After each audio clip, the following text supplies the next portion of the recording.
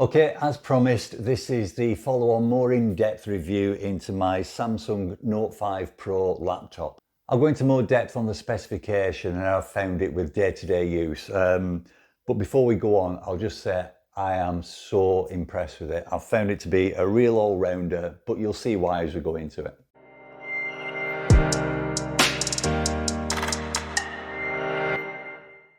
Right, so this is the 16-inch model. It does come in a 14-inch one as well. You want something more compact, but I paid $14.99 for this.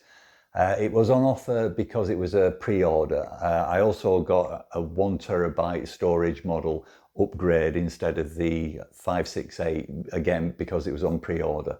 And the laptop itself, it's a complete aluminium case, and it comes in at 1.56 kilograms, so not too heavy, something that I can easily fit into the backpack and use on carry-on luggage on the plane. It does also come in a slightly bulkier 360 Pro model, which obviously can open up and use like a tablet with a pen if you want to do drawing or CAD amendments, that type of thing. We'll just do the opening test, so one finger underneath, and as long as it's on a surface where it's got a bit of grip, it just opens up. So the screen as well, it's a very vibrant screen. The colours are excellent. It's running on Windows 11 Home. I much prefer Windows products, purely and simply because I think Apple extort far too much profit out of you when you're buying something from them. Did used to have Apple, but not anymore. Easy to get into it. So this is the on button, but it's also the fingerprint sensor as well. So all you have to do is touch it and you're in. Now, the one thing that it hasn't got that I was hoping that it would have is the Windows Hello system, which is the facial recognition software through the camera that just signs you in like that. All you do is lift it up and it just opens it up. Very useful, especially if you've got a number of different users on there, but you can use the fingerprint sensor in the same way.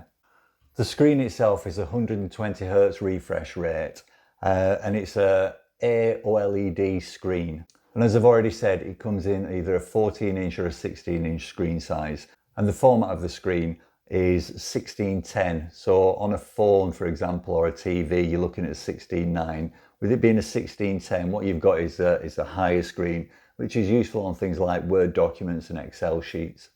But if you're watching any video, it will compress it and you'll have a bar at the top and at the bottom. The screen's also a touch screen as well. So if you want to do, instead of using the keyboard, you can just use your finger and scroll through things. Very responsive. It's also a multi-touch screen as well, so various different gestures that you can use, such as pinching and stretching. And this is a 3000K screen, so not a 4000K screen. The pixels on that are 2880 by 1880 or 1800.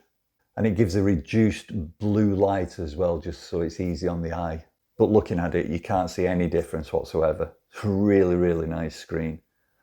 And if you can see the bezels as well, the bezel, you've got quite a thick bezel at the bottom, but at the top and around the sides, it's very thin. It's got an anti-reflective screen, so even though I've got a light on me, I cannot see myself reflecting in that screen.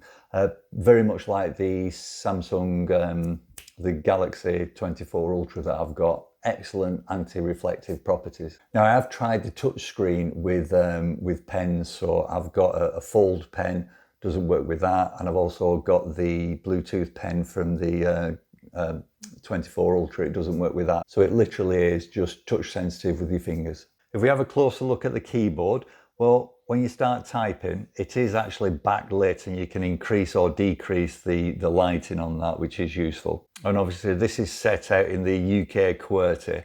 If you come over to the right hand side, you've got a number pad. Now, if you do any numeric work, especially in Excel spreadsheets, for example, having a numeric pad and being able, if you do it a lot, you don't even need to look at the keypads if you've got a numeric pad. Much, much better than scanning across the top and doing it that way. If you've got a numeric pad, really easy. If you're putting a lot of numbers in, really easy. Yeah, I definitely always recommend, if you can get a numeric pad, get one. And if we have a look at the trackpad, it's huge. There's a lot of travel on it, which makes it really useful. It's also got something called adaptive palm rejection. The trackpad itself, it's split into zones. So if your palm's coming across it, you don't get many mistaken inputs, or you get fewer mistaken inputs because it's actually understanding what's going on. If you do have an Apple MacBook, for example, you may find this strange to use because there's no haptic feedback on the pad. You've got a USB-A port, which is 3.2. You've also got the micro SD card slot, and you've got the headphone stroke microphone socket. If we flip to the other side, you've got your HDMI port that supports 8K, which is useful, and you've got two USB-C Thunderbolt ports. These are Thunderbolt 4, so you can use them for charging, etc. Now, as far as the battery goes, you've got an awful lot of life in this. In the 16-inch one, you've got up to 25 hours usage. Now, obviously, you need to make use of all the minimum settings on it to get 25 hours. I'm getting between 10 and 12 hours, but in all honesty, you wouldn't really know because I do have it on charge regular. With the 14-inch, you're looking at 21 hours maximum usage on that. So you definitely get a full working day out of it, or a full day on the beach, whichever. And again, with the 16-inch model, you've got 73 point something watt hours battery in it. And with the 65 watt charging brick that comes with it, that means that if you're fully out of power, if you charge it for 30 minutes, you're going to have 35% charge in it. With regard to the noise and the heat output, well, it's been on for a while now. You can hear through the mic. Well, you can't hear through the mic because there's absolutely no noise coming from it whatsoever. I'm not even sure it's got a fan. I'm presuming it has, but in all honesty, I don't know. But there is no fan noise. And also, if you're using it on your knee, you don't get that usual build-up of heat coming from the battery, which is really annoying when you do get that. But as I say, I'm getting between 10 to 12 hours use out of it, and that's everything running pretty much maxed out when I'm using it. I do like a bright screen. And some more specifications on it. Well, the processor is an Intel Core Ultra 7 chip, and that's 256 volts. Now that's up 17% performance over the Galaxy Book 4, and it's got 16 gig of LPDDR5X memory. As I've already said, this model's got 1 terabyte of storage, and that's NVMe SSD. Inside, it's got 2 SSD slots, just if you wanted to know. Well, the Wi-Fi, it's running on Wi-Fi 7. That's up to 4.6 times faster than Wi-Fi 6. And the Bluetooth that we're using is 5.4. The internal graphics on it, well, that's the Intel Arc chip with 8 gigabyte and 140 volt GPU. And again, over the Book 4, that's up 20% on performance. Certainly one of the other things that I like about having this Samsung laptop is the Apple ecosystem is great. However, as I say, I think they extort far too much money from you in profit. Over the years, all my TVs have gone to Samsung, all my phones have gone to Samsung, and this is the latest edition. And what it basically means is, so if I want to use my 24 Ultra as a webcam, it connects to it. If I want an additional screen, then I can use the Samsung Note. It connects to it nice and easily. And also the Galaxy Buds as well. Very, very easy connection, seamless. And even easier is transferring pictures, videos and files using the Microsoft Phone link. Connect straight away. You can go onto your phone, you can share, and it just transfers. Picks up all the other devices that are compatible and straight away just send it across. Now, if you're using the webcam for communication, it's a 2 megabit camera, but it's optimized using staggered HDR, which basically means it makes things brighter so you don't look like you're in a cell or a dungeon somewhere. And when you're talking on camera, it's going to be it's got a dual array digital mic. Right, let's go into that camera and have a look. So we open up the app. And that's me there. Now, it is relatively dark behind me. There's no lights on there. There's no big lights at the front of me. But there's no filters on there making me look more handsome, but it's a good camera picture. Yeah, happy with that. One of the other things that you'll probably notice when you boot it up for the first time is there's not that much bloatware on it. There's some Samsung apps on there. The only non-Samsung app that was popping up was McAfee. But I use a different virus software program, so I've disabled that and downloaded the one that I use. And other than that, that was the only thing that I was getting pop-ups on. It was extremely easy to set up. Once you turned it on, obviously with Windows 11, it talks through everything that you need to do, whether it be the fingerprint sensor, logging into your Microsoft account. In that initial startup process, there was a large update to the software. Probably took about 30 minutes to install. But then after that, it's just usual updates that you get from Microsoft on Windows 11. Now this does come with Copilot, and if we have a look down here, you've got a button that takes you straight into that. If you use ChatGPT, which is something that I used to use, I don't do that anymore because as part of the Office 365, I now get Copilot and I don't have to pay for it. So no longer am I opening ChatGPT, pasting things in there, getting it to do its magic, and then having to copy it and bring it back out again, which makes life so much easier, especially when I'm doing things like subtitles on the videos that I do. And you also get some other AI benefits as well. So you get the Galaxy AI on this. Now, if you've got a Samsung phone that's got the AI on it, you'll know, for example, where you've got your circle to search. So you've got a picture of something, or you've got something on the browser, and you simply circle it and it will do a search on it. And last but not least, what's the sound like? Now that's coming from a 4-speaker system, a Dolby Atmos system. You've got 2 woofers that are 5 watt and you've got 2 tweeters that are 2 watt. I'm not sure if it'll pick it up through the microphone as well as actually being here in person, but it sounds fantastic. And also you can't see any speakers as you're looking at it.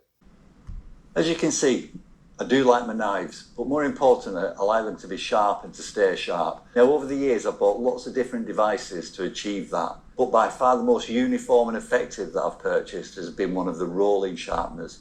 So there you go, the audio, although not the same as having Sonos speakers, it's something you can sit in front of and listen to. It's not tinny, there's bass to it, you can hear everything. Yeah, perfect.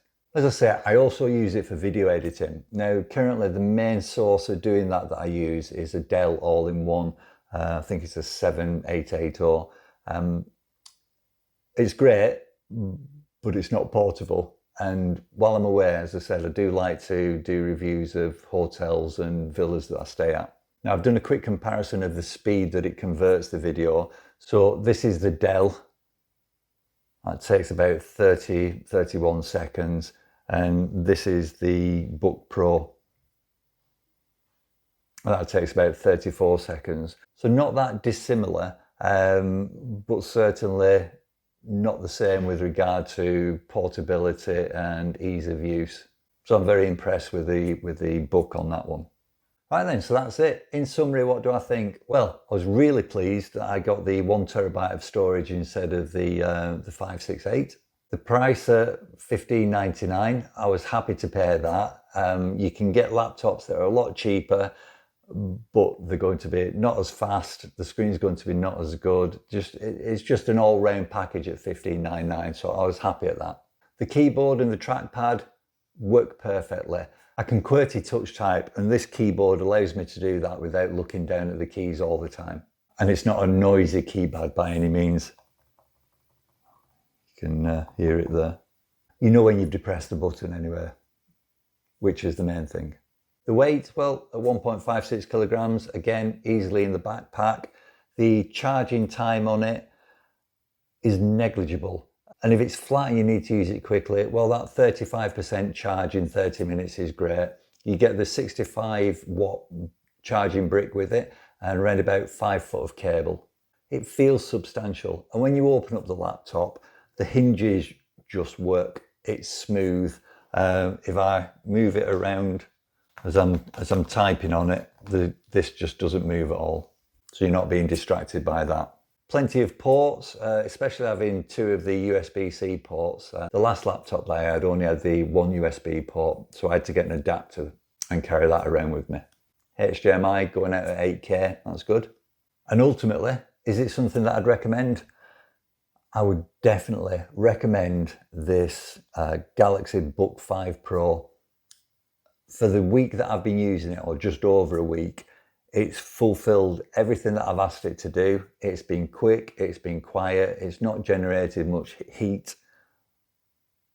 Everything's worked seamlessly. There's been no screen judder. The touch controls have been perfect. And the trackpad, like I said, because of the size of it, smaller trackpads, you tend not to get that distance with your mouse, but with this, wonderful.